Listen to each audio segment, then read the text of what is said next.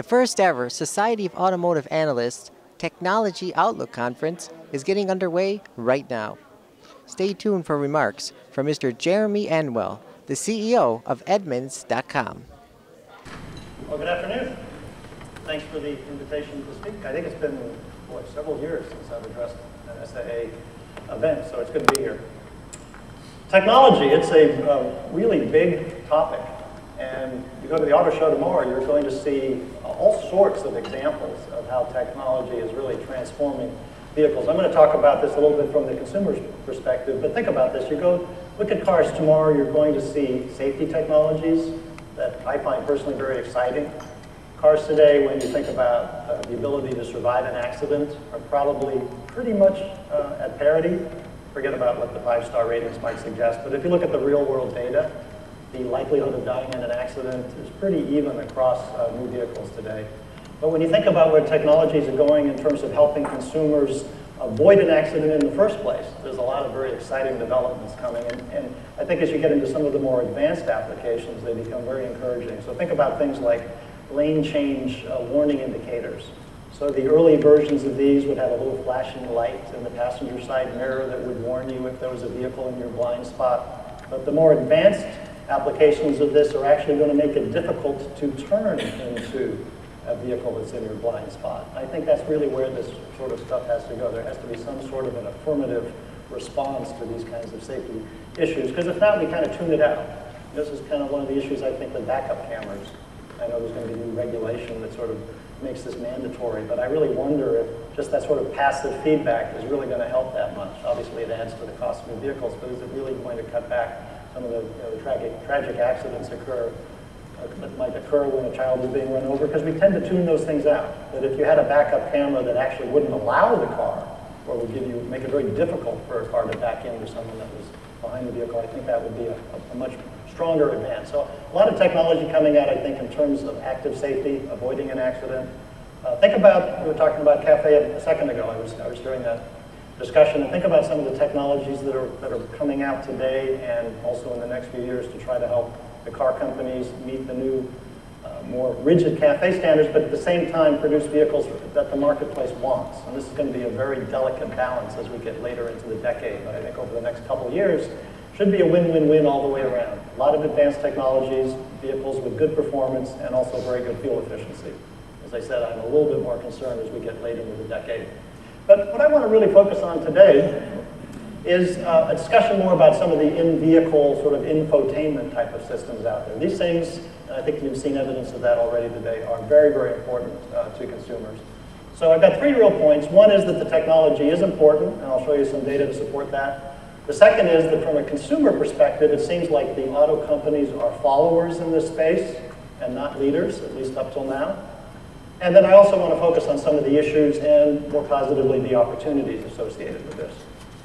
So here's some data that we got from our friends over at GFK. This is the purchase funnel studies that are done, and they're issued, I think, every quarter. And you can see here when you start to look at technology features, consumers are rating these as very, very important. And I don't know how many people have been really watching this CAFE as it's been rolling out, but you'll notice on the top of the list that mileage is ranked number 1. And I feel like I need to clarify that. I was back in Washington, about a month ago, and had rather an intensive exchange with a congressperson during some congressional testimony on this particular topic, and it really relates to issues around surveys and polls. In fact, I wrote a piece that was really sort of reiterating some of this testimony, and the scary thing that I found is that in Washington, the politicians apparently really rely on polls when it comes to drafting policy. And when you understand some of the issues associated with this, it is kind of scary. The 2 points I was making in Washington are that when you ask people whether they want something, there is a very well-known bias towards what's socially acceptable. This is something that's been studied going back till the 50s, so this is not a new phenomenon. If you ask somebody something about fuel efficiency, they're going to answer in a way that they think is socially acceptable. That's point number 1. The bigger point, though, is that consumers are greedy. And if you ask them, would you like your car to get better fuel economy, they are going to say emphatically yes, because who wouldn't? But if you ask them, would you be willing to pay another $3,000 to get better fuel economy, or would you be willing to give up some essential utility, like space or towing capacity or performance, comfort, then they start to hesitate. And in the real world, when people make purchase decisions, they are making those essential trade-offs. So I think what really matters here is how people vote with their wallets, not what they say on surveys. And when you look at how people are voting in the marketplace, when they make purchase decisions, they seem a lot more nuanced. What they really want is the car that they have today for the same price, but that delivers better fuel economy. And the miracle, if that's not too strong of a word, is that with technology, car companies are actually able to deliver on that up until a point. So that's some of the issue with polls. We actually have an interesting tool that we've been rolling out kind of in a test case on the site that's going live next year.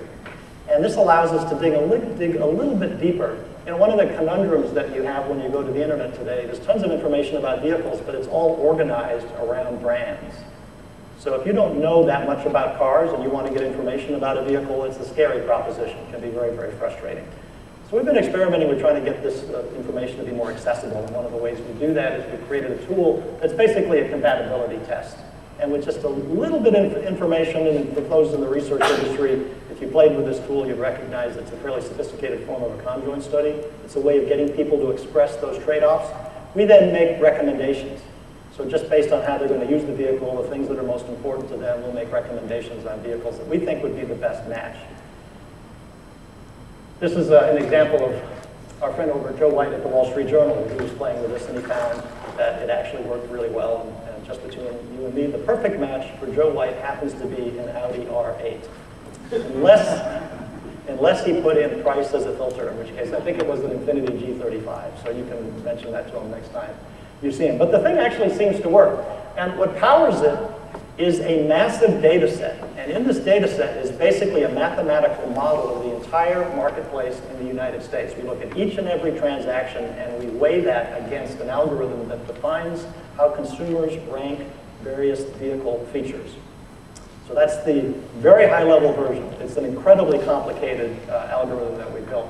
But when you start to look at, say, some of the vehicle attributes, you'll see the technology has about a 7.5% weighting, which is actually more than the warranty, more than MPG, which is about 6%. So it is important to people, and what really gets interesting is when you break this out by category. I think we're going to pass this around, or anybody who wants this, because I know this is a bit of an eye chart. And if anybody wants the rest of the data on this too, we can certainly make it available. But you'll notice that on some of the subcompacts, 9.1%, passenger cars, 9.6%. These are pretty heavy weightings for a single attribute like vehicle technology. So the point is that this stuff is important to people. Okay, so that was point number one. Point number two, the car companies are following, not leading in this area. And I think there's some reasons for this. The one that we all kind of understand, I think, is cycle times. You know, cell phones today, like if you have an Android phone, it's probably going to be obsolete within a couple of weeks, even if you just bought it. iPhone's not quite so bad. But car companies just aren't used to these kinds of product development cycle times. So we have this sort of history in the auto industry where consumers are advancing in terms of their preferences. Like I'm old enough to remember when car companies started offering 8-track tape machines in dash, and this is when cassettes were first becoming popular. So the consumers are using cassettes, but in their car they got to use 8-tracks. Then along come CDs, and the car companies are finally waking up to the fact that cassettes are a big deal. And now I got a CD collection that I got to tape onto a cassette so I can listen to music in my car. Then we get these CD changers that come into cars, and yet I'm using an iPod, and there's no way to plug that into my car. And even today, one of the best tests of whether a car company gets technology is to plug in an iPod with 5,000 or 10,000 tunes and see how long it takes you to get to a particular song. In my car, it might take about 5 or 10 minutes, because there's no way to filter any of the songs. You have to go through artist by artist by artist, or worse, song title by song title by song title. It's like nobody ever actually used these things, so it's great to be able to plug your iPod in. But hey, this has got to be actually tested in the real world. So from a consumer perspective, and that's the hat that I'm wearing right now, this stuff can get very, very frustrating. One of the reasons for that, I think, is what I call cup holder syndrome. So how many people remember when cup holders were like a big deal in the United States, and there were certain car companies, well, they still are, but certain car companies, maybe from Germany or whatever, just couldn't understand